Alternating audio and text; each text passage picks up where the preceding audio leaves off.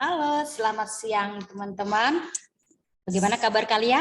Masih semangat ya mengikuti pembelajaran bahasa Indonesia secara daring pada siang hari ini.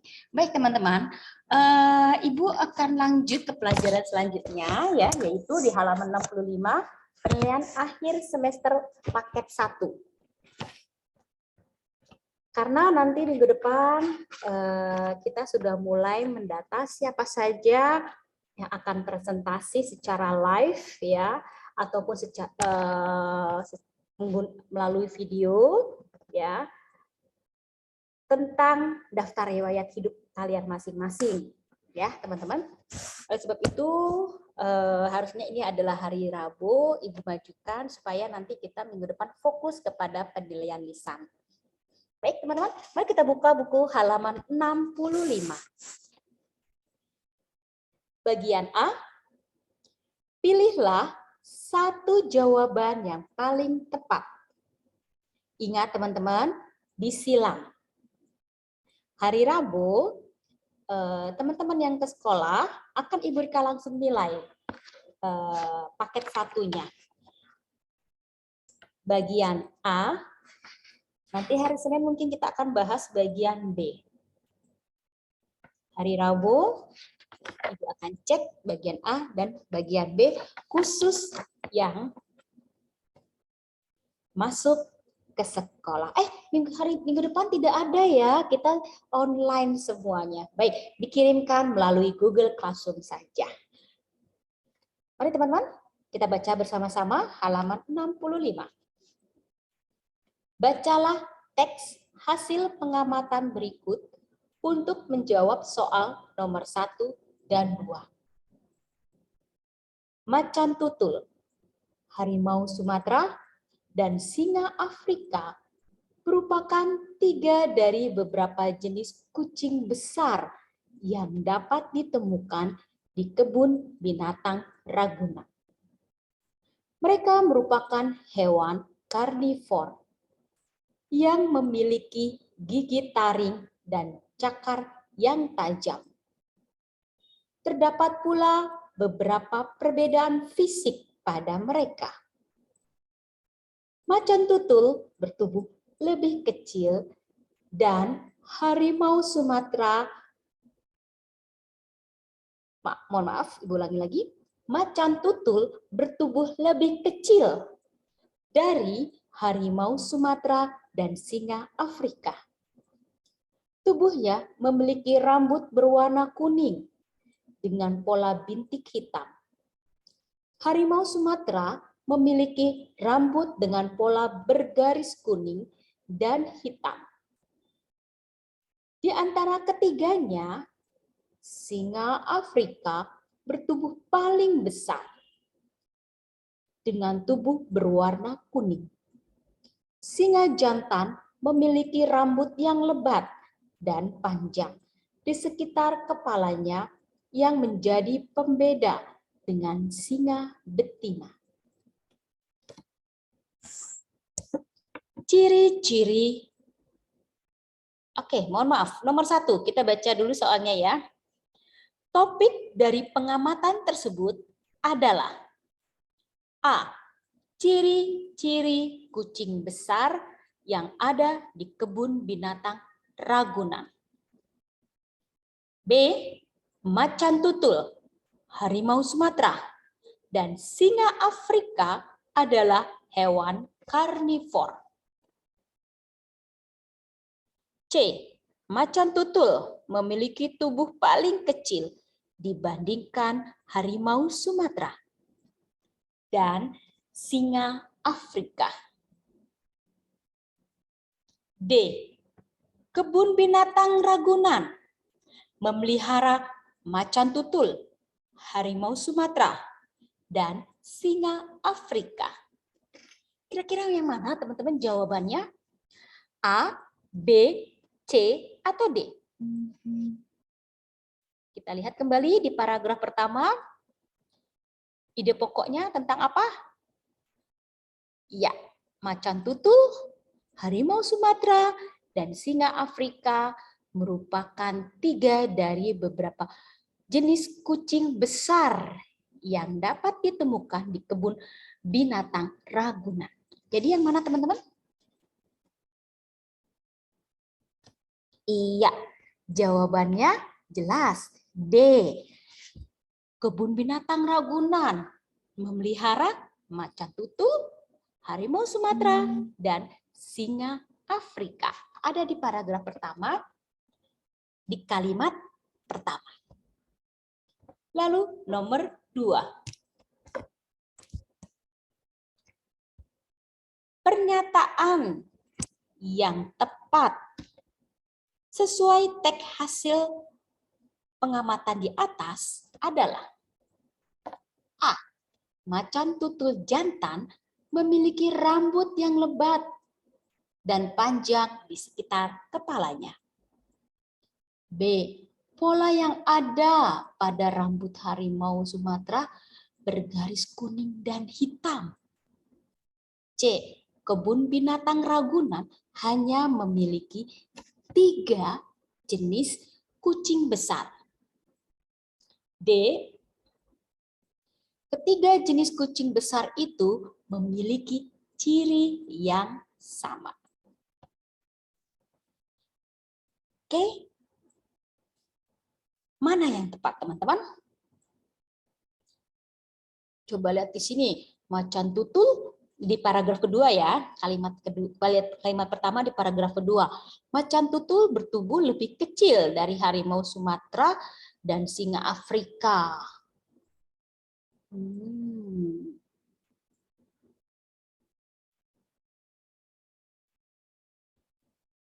Di sini yang A, macan tutul jantan memiliki rambut yang lebat dan panjang di sekitar kepalanya. Kurang tepat. Lalu di sini pola yang ada pada rambut harimau Sumatera bergaris kuning dan hitam.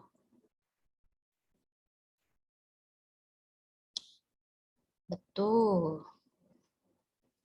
Ini untuk pola rambut harimau Sumatera.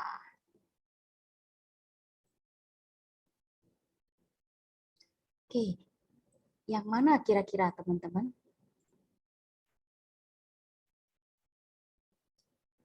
B atau C?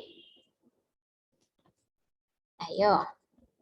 Kebun binatang Ragunan hanya memiliki 3 jenis kucing besar. Oke.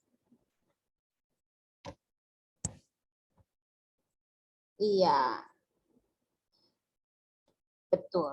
Jadi di sini di Ragunan ini hanya ada 3 jenis kucing besar, ya.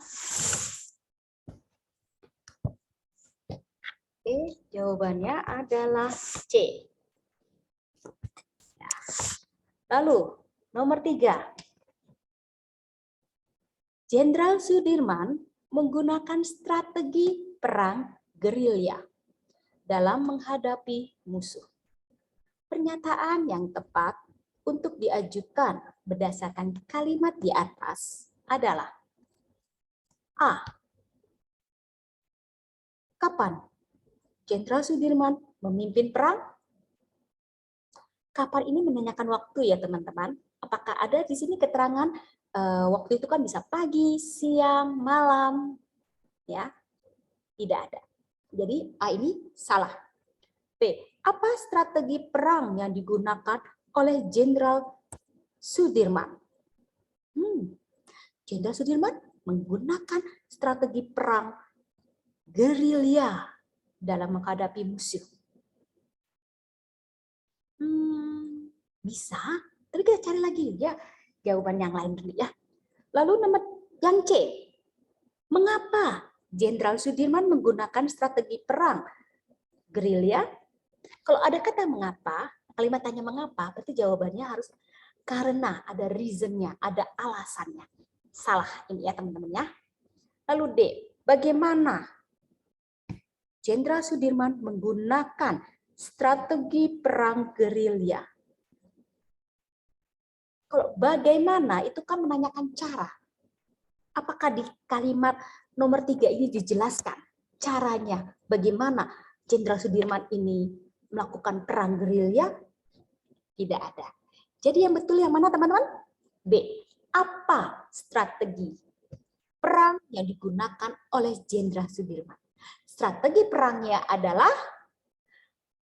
perang gerilya. Jadi jawabannya adalah B. Kita lanjut nomor 4. A. Titik-titik konferensi meja bundar diadakan. B. Konferensi tersebut diadakan di Den Haag, Belanda. Kata tanya yang tepat untuk melengkapi kalimat tersebut adalah A. Kapan? Kapan menanyakan apa teman-teman? Waktu. Salah. D. Di mana? Di mana konferensi meja bundar diadakan? Konferensi tersebut diadakan di Den Haag, Belanda. Betul. Jawabannya adalah B. Di mana? C. Apa? Salah. Mengapa? Salah. Mengapa harus dengan apa? Reasonnya, alasannya. Jadi jawabannya adalah B. Kita lanjut. Bacalah teks eksplanasi di bawah ini untuk menjawab soal nomor 5 dan 6. Jadi teks ini untuk menjawab jawaban nomor 5 dan 6. Mari kita baca bersama-sama ya. Pesawat terbang merupakan sarana transportasi yang penting dalam kehidupan manusia. Pesawat terbang mampu membawa kita ke tempat tujuan yang jauh dan dengan waktu yang lebih singkat dibandingkan dengan alat transportasi lain. Tahukah kamu bahwa terdapat perjalanan yang cukup panjang dalam penciptaan kendaraan ini? Mereka adalah Overwheel Wright dan Wilbur Wright yang berjasa terhadap desain dan perancangan pesawat terbang efektif pertama. Mereka mulai mempelajari penerbangan pada tahun 1899. Percobaan dilakukan terhadap 3 pesawat rancangannya. Adapun pesawat ketiga telah berhasil diuji coba sebanyak 1000 kali. Pada pesawat keempat, mereka memasang mesin motor kecil yang diberi nama Wright Flyer. Pesawat itu pun terbang dengan dikendalikan oleh Orville dan menjadi yang pertama dalam sejarah. Nomor 5. Sebelum kita bahas ini, paragraf pertama, ide pokoknya apa? Iya, pesawat terbang merupakan sarana transportasi yang penting dalam kehidupan manusia. Betul. Ibu aja paling senang naik pesawat terbang. Padahal ibu takut pada ketinggian. Lalu paragraf kedua. Iya. Pencipta kendaraan atau pesawat terbang ini adalah siapa? Orville Wright dan Wilbur Wright. Inilah kakak beradik ya teman-teman. Luar biasa ya, kakak beradik di kompak menciptakan pesawat terbang dan berguna buat seluruh umat manusia. Termasuk Ibu Rika. Ibu Rika juga suka loh naik pesawat terbang. Mari kita lanjutkan nomor 5. Paragraf kedua pada teks di atas termasuk bagian titik-titik dalam teks eksplanasi. Masih ingat teks eksplanasi bagiannya ada apa saja? Masih ingat? Iya, ada apa? Ayo, masih ingat? Ya, ada pernyataan umum. Di mana pernyataan umum ini terdapat di awal paragraf. Ya. Lalu yang berisi informasi singkat mengenai topik permasalahan yang akan dibahas. Lalu di paragraf kedua ada deretan penjelas, di mana ini adalah bagian isi dari teks eksplanasi. Lalu yang ketiga kesimpulan, di mana kesimpulan teks eksplanasi ini adalah bagian penutup teks. Ya, di mana berisi pendapat singkat penulis mengenai topik dan informasi yang dijelaskan pada pernyataan umum serta deretan penjelas. Baik, teman-teman. Jadi paragraf kedua ini apa, teman-teman? Apakah pernyataan umum? Pernyataan umum ada di paragraf 1. Lalu paragraf kedua ini apa? Deretan penjelas atau pernyataan penjelas. Yaitu jawabannya adalah A. Ya, A. Ya. Pernyataan umum itu paragraf 1. Ya. Jadi jawabannya adalah A. Nomor 6. Topik yang dibahas dalam teks tersebut adalah A. Kisah Orville dan Wilbur Wright. B. Penemuan rancangan pesawat pertama di dunia. C. Pesawat sebagai transportasi yang efektif. D. Penerbangan pertama dalam sejarah dunia. Yang mana betul? Yang mana, teman-teman? B atau D? Iya. B. Penemuan rancangan pesawat pertama di dunia. Oleh siapa? Ya, oleh Orville dan Wilbur Wright. Baik, kita lanjut ya, teman-teman. Ibu Rika, ada yang ketinggalan. Bagaimana ini? Oke, kayak kita bisa lihat di chatroom ya. Jawaban, tulis ya. Jawaban bagian A. Tentang apa ini, teman-teman? Penilaian akhir semester. Penilaian akhir semester paket 1. Nomor 1. Jawabannya tadi kita cek kembali. Nomor 1 itu jawabannya adalah D. 2. Jawabannya apa? C. 2. C. 3 apa, teman-teman? Kalau ada yang salah, silakan bantu Ibu untuk memperbaikinya. Ya. B. Lalu nomor 4.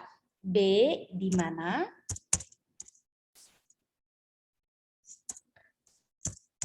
Lalu nomor 5. Jawabannya, teman-teman? Ya, pernyataan penjelas. A. 6. B. Oke, kita lanjut lagi ya, teman-teman ya. Untuk jawaban nomor 7 dan nomor 8 kita bahas bersama-sama. Mari kita baca teks eksplanasi di bawah ini untuk menjawab soal nomor 7 dan 8. Budaya merupakan identitas sebuah bangsa yang menjadi cermin dari kehidupan bangsa itu sendiri. Saat ini dunia sedang menghadapi era globalisasi di berbagai kehidupan, termasuk budaya. Globalisasi dalam kebudayaan tidak hanya memiliki dampak negatif, tetapi ada juga dampak positifnya. Lantas bagaimana cara kita dalam menghadapi budaya global tersebut? Seiring perkembangan teknologi, informasi, budaya global akan sangat mudah masuk dan sulit untuk mencegahnya. Kita sebaiknya bersikap bijaksana dalam menghadapi dan menerima budaya itu. Tentunya dengan cara menanamkan rasa cinta pada budaya tanah air sejak dini. Dengan demikian, identitas bangsa kita tetap kuat dan budaya global dapat kita saring nilainya. agar tetap dapat bergaul dengan dunia internasional.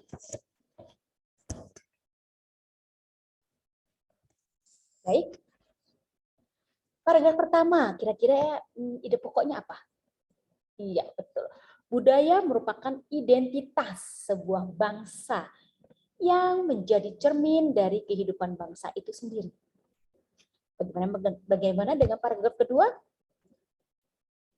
Iya, seiring perkembangan teknologi, informasi, budaya global akan sangat mudah masuk dan sulit untuk mencegahnya.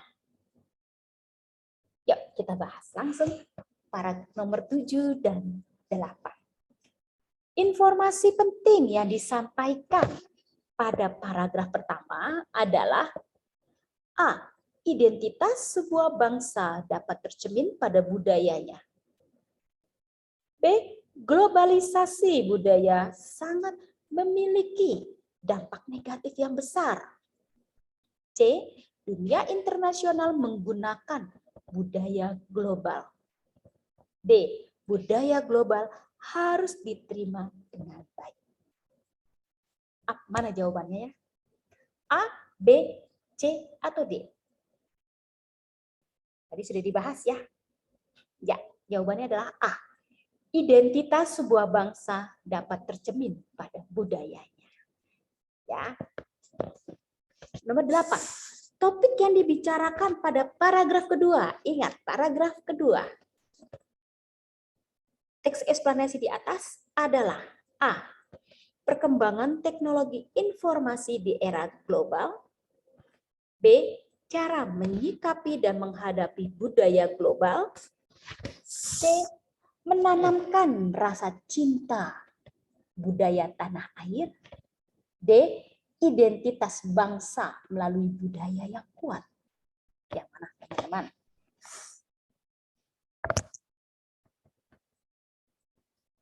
Iya, perkembangan teknologi informasi di era global. Ya. Atau cara menyikapi dan menghadapi budaya global? Atau menanamkan rasa cinta budaya tanah air? Kok identitas tadi di paragraf pertama? Jelas yang salah. Yang mana ini? A, B, C? Iya, cara menyikapi. Menyikapi itu ini ya, cara kita supaya kita tidak menghilangkan identitas kita sebagai bangsa. Jadi budaya asing masuk ke Indonesia, kita ambil semua. Kita hilangkan budaya-budaya Indonesia, yaitu gotong royong, itu kita hilangkan, tidak boleh, teman-teman. Tapi kita tetap menerima budaya asing, tapi tetap menjaga dan melestarikan budaya Indonesia. Jawabannya adalah B. Lanjut nomor 9. Perhatikan gambar formulir di bawah ini untuk menjawab soal nomor 9 dan 10. Formulir pendaftaran anggota Paskibra SD Pelita. Saya yang bertanda tangan di bawah ini. Nama Fitri Ramadhani, kelas 5B. Tempat tanggal lahir Jakarta 9 Mei 2007. Nama orang tua Tubagus. Alamat Jalan Beo nomor 18 Jakarta Timur. Dengan ini mengajukan permohonan untuk menjadi anggota Paskibra SD Pelita. Saya bersedia mematuhi segala ketentuan dan tata tertib yang berlaku di SD Pelita. Jakarta 10 Mei 2018. Mengetahui atau menyetujui wali, orang tua atau wali, tanda tangan Tubagus. pendaftar. Tanda tangan Fitri Ramadhani. Baik teman-teman, ini formulir apa ya teman-teman? Ada yang tahu? Iya, formulir pendaftaran anggota Paskibraka. Paskibra, SD Pelita. Paskibra itu apa Ibu Rika? Paskibra itu petugas yang membawa bendera merah putih yang bertugas untuk mengibarkan sangsaka merah putih pada saat upacara bendera. Ya, di sekolah ya. Dan itu tidak sembarangan, tidak hanya dikibarkan begitu saja, tapi ada baris berbarisnya, bagaimana membawa baki bendera itu dengan baik, dengan penuh penghormatan, ya, gimana sikap sempurna kita. Dan ketika sangsaka merah putih kita kibarkan, itu ada tekniknya, tidak sembarangan dikibarkan saja, ya. Baik, nomor 9, gambar di atas merupakan formulir titik-titik. A. Permohonan anggota Paskibra SD Pelita. B. Pendaftaran anggota Paskibra SD Pelita. C. Pengajuan anggota SD Pelita. D. Pendaftaran siswa SD Pelita. Kok permohonan itu kita memohon supaya kita bisa diterima. Ya. Pendaftaran kita yang mendaftar. Ya. Pengajuan. Jadi sekolah mengajukan misalnya Ibu Rika untuk jadi anggota. Selanjutnya nanti terserah dari pihak sekolah mau diterima atau tidak. Ya. Pendaftaran SD Pelita ini beda, ini daftar untuk SD, daftar untuk sekolah. Biasanya untuk kalau SD itu di kelas 1 SD. Ya, teman-teman, itu pendaftaran. Kok sekarang kita membuka pendaftaran untuk SMP, misalnya SMA itu dibuka TK dan SD ya. Kalau kalian kelas 6, kalian sudah mulai mendaftar di tingkat SMP. Baik, kira-kira yang mana yang betul jawabannya, teman-teman? Ya, pendaftaran ya, bukan permohonan ataupun pengajuan. Ya. Baik, betul. Jawabannya adalah B. Nomor 10. Pada formulir di atas dapat diketahui pendaftaran tersebut diperbolehkan untuk diperbolehkan untuk apa ya? A. Siswa. B. Orang tua. C. Guru. D. Kepala sekolah. Apa ini teman-teman? Untuk siswa, ya, untuk siswa yang mendaftar menjadi anggota Paskibra. Jadi jawabannya apa? A. Mari kita isi selanjutnya jawaban nomor 7 tadi apa teman-teman? Yang mana nomor 7? Iya, nomor 7. A. 8. B. 9. B. 10 apa teman-teman? A. Siswa. Tapi sebentar dulu, kita cek kembali ya. Takutnya salah ya. Pada formulir di atas dapat diketahui pendaftaran tersebut diperbolehkan untuk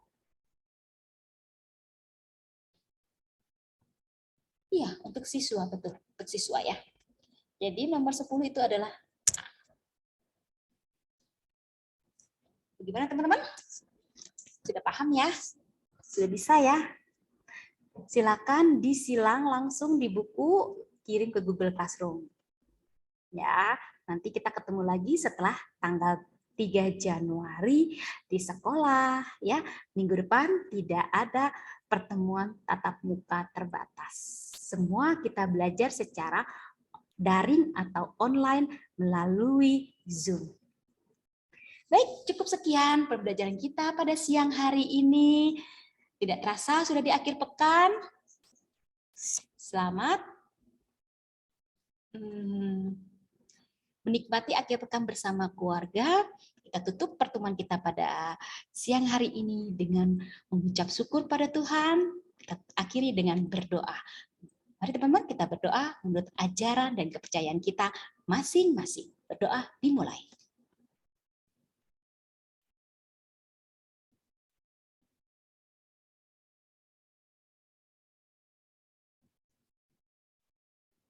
Berdoa selesai. Oke, sampai ketemu lagi hari Senin. Persiapkan dengan baik daftar riwayat hidup kalian masing-masing. Selamat berakhir pekan. Salam sehat selalu. Sampai jumpa. Terima kasih teman-teman.